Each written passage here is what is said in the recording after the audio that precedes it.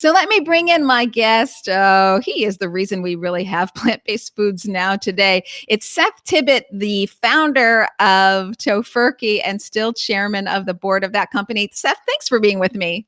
In terms of actual quantity of items sold, have you ever seen this kind of growth? And not really since we did make this big jump when we pivoted from being a tempeh company Mhm.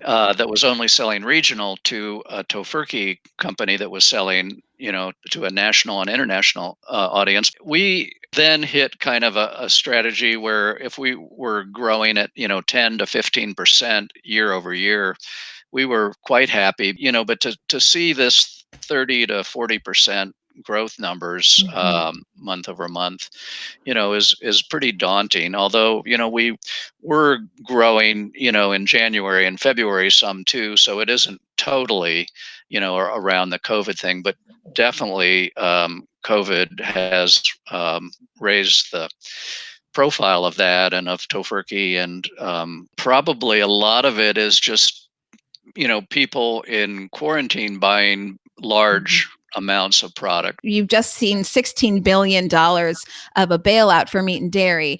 And the Plant Based Food Association, as I understand it, is trying to get subsidies or incentives to help plant based businesses, the actual businesses that are taking us forward, not only in business and invention, but also in health and reducing the expensive costs to our healthcare market because we are so sick. So they're actually, plant based businesses are economically taking us in the right direction. Do you think we're going to see any assistance for plant based businesses? The Tofurky company, we've never gotten anything. I guess we need to buy a senator or congressman more or something. I mean, I don't know how much they cost, but uh, They cost a lot. there is a huge hidden cost in meat and dairy, everything from cleanup of the waterways and the milk mustache thing. That was all paid for by you and me and the Mhm. government. And so the subsidy piece is just, a huge bone of contention in every conversation that you would have with a,